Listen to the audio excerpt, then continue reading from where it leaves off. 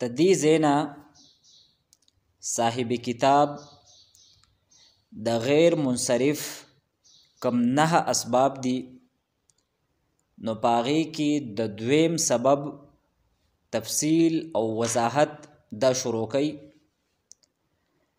په دې عبارت کې مصنف دو بنیادی خبرې دا ذکر کړي دي. یو خبره دا ذکر کړي دا چې وصف دا د عالمیت سره بالکل نه جمع کیږي، یعنی داسې نشي کېدلی چې یو کلمه غیر منصرف وي او په دې کې یو سبب دا علم وي او بل سبب په دې کې وصف وي، بلکې که یو کلمه غیر منصرف وي او په هغې کې یو سبب وصف نو بل سبب به پکې د عالم نه علاوه یو بل سبب وي. او کچرې یو کلمه غیر منصرف وه او په هغې کې یو سبب عالمیت نو بل سبب په هغې کې وصف نشي کېدلی. نو حاصل دا شو چې وصف دا د عالمیت سره بالکل نه جمع کېږي. او د هغې وجه شارحینو دا ذکر کړي ده چې په عالم کې تعین دی. عالم دا په یو معین سیز باندې دلالت کوي، مثلا زید، عمر، بکر، خالد وغیرہ دا په یو معین کس باندې دلالت کوي. که ته د زید نوم یاد کی نو تا ته به زید متوجه کیږي، که د بکر نوم یاد کی نو تا ته به بکر متوجه کیږي، که د خالد نوم یاد کی نو تا ته به خالد دا متوجه کیږي. او وصف دا په ذات مبهم باندې دلالت کوي، په یو معین سیز باندې دلالت نه کوي. مثلا شجاع دی، شجاع معنی دا بهادر، نو بهادر دا یو وصف دی، دا په زید کې هم کېدی شي، په عمر کې هم کېدی شي، په بکر کې هم کېدی شي او په خالد کې هم کېدی شي. نو که یو کس آواز وکړي چې ای شجاع، نو دا صفت چې په چا کې دی نو هغه ټول کسان دا به متوجه شي، ځکه چې دا شجاع دا د یو خاص کس نوم نه دی، په معین سیز باندې دلالت نه کوي، بلکې دا شجاع دا د مختلفو خلکو د هغې صفت کېدی شي. دغه شانتې اسود دی، توروالی، نو دا توروالی دا هم په یو معین سیز باندې دلالت نه کوي، بلکې په ډیرو سیزونو کې دا یو وصف مشترک دی. نو علم او وصف دا ځکه نه جمع کیږي چې علم دا په ذات معین باندې دلالت کوي او وصف دا په ذات مبهم باندې دلالت کوي، او په تعین او په ابهام په خپل منځ کې تضاد دی. نو چې کله په دو سیزونو کې تضاد راشي نو دغه په خپل منځ کې نه جمع کیږي. نو لومبۍ خبره مصنف دا کړې ده. نو فرمایي اما الوصف فلا يجتمع مع العالمیت اصلا. د منصر په اسبابو کې چې کم وصف دی نو دا د عالمیت سره بالکل نه جمع کیږي. اصلا په معنا ده د ابدن، یعنی د همیشه د پاره نه جمع کیږي. بیا فرمایي وشرطه ان يكون وصفا في اصل الوضع. تدې ځاینا صاحب کتاب دویمه بنیادی او اهم خبره دا ذکر کوي، او هغه خبره دا ده چې وصف دا به د غیر منصرف د پاره سبب کله جوړیږي. آیا هر یو وصف دا به د غیر منصرف د پاره سبب وي که نه؟ په دې کې څه قید دا شته دی. نو مصنف فرمایي چې وصف دا به د غیر منصرف د پاره سبب او سبب د اله جوړیږي چې کله دغه وصف دا په اصل وضع کې وي، یعنی کله چې واضع دا لفظ دا وضع کاو، دا لفظ مقرراو، نو په دغه ابتدا کې دا لفظ دا د وصفي معنی د پاره مقرر کړی شوی وي او وضع کړی شوی وي.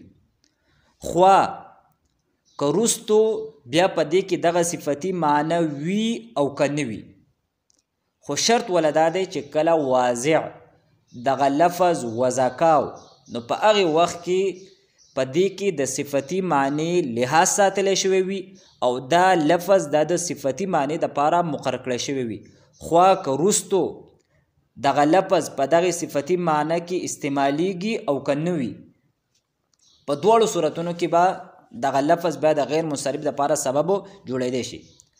البته که یو لفظ دا د ابتدا نه د وصفیت د معنی دپاره نه وضع کړی شوي بلکې د یو معین څیز دپاره وضع کړی شوی وي او بیا وروستو د استعمال د وجې نه په دغې لفظ کې وصفي معنی دا پیدا شوي وي، نو دغه وصف دا بیا د غیر منصرف دپاره سبب دا به نه ګرځي. نو فرمایي وشرطه ان یکون وصفا فی اصل الوضع، د وصف د غیر منصرف دپاره شرط دا دی ان یکون وصفا فی اصل الوضع چې دغه لفظ دا وصف وي په اصل وضع کې، یعنی د ابتدا نه دغه لفظ دا د صفتي معنی دپاره وضع کړی شوی وي او مقرر کړی شوی وي. خو که وروستو په استعمال کې دغه لفظ کې وصفي معنی باقی وي او که نه وي، په دواړو صورتونو کې دغه لفظ بیا د غیر منصرف دپاره سبب جوړیدی شي. نو اوس مصنف د مثال په ذریعې سره ته دې وضاحت کوي. نو فرمایي فاسود و ارقم غیر منصرف، پس اسود او ارقم دا دواړه غیر منصرف دي.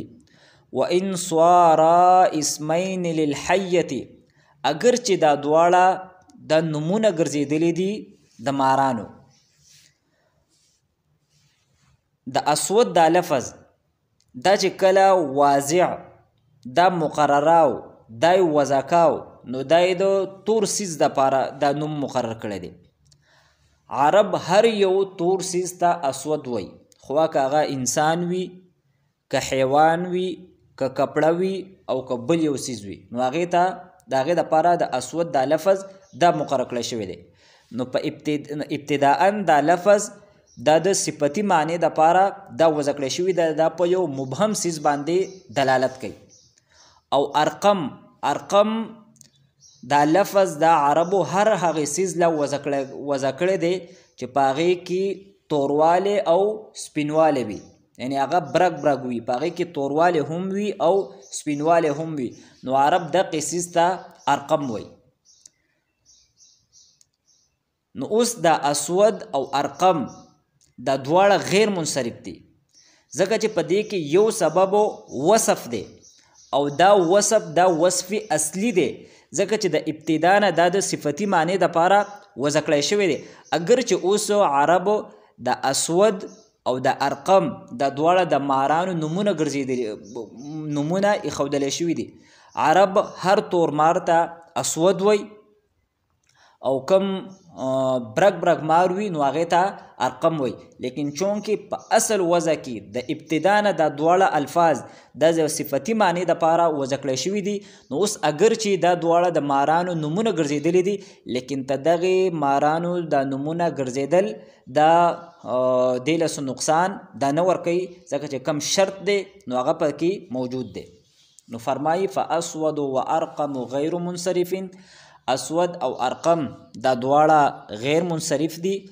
و ان صارا اسمین للحیة، اگر چې دا دواړه الفاظ دا نمونه ګرځېدلي دي للحیة د مار دپاره، لإصالتهما فی الوصفیة، او د هغې دلیل بیانوي چې دا دواړه خو اوس اسما دي په معین څیز باندې دلالت کوي، نو دا بیا څنګه غیر منصرف دی؟ نو مصنف فرمایي لإصالتهما فی الوصفیة، ځکه چې دا دواړه په اصل وضع کې د وصفیت دپاره دا متعین شوي وو.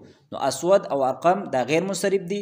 یو سبب په دې کې وزن فعل دی ځکه چې اسود او ارقم دا دو افعلو په وزن باندې دي او دا د فعل وزن دی، او دویم سبب په دې کې وصفي اصلي دی.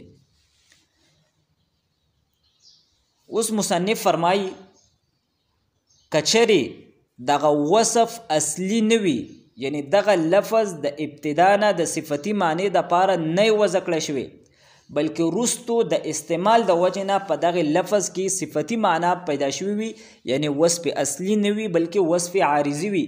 نو دغه وصف عارضي اگر چې په دې کې بل سبب وي، خو دغه وصف دا به د غیر منصرف دپاره سبب دا نه جوړیږي. نو فرمایي واربع فی مررت بنسوة اربع منصرف مع انه صفة ووزن الفعل لعدم الإسالة في الوصفية.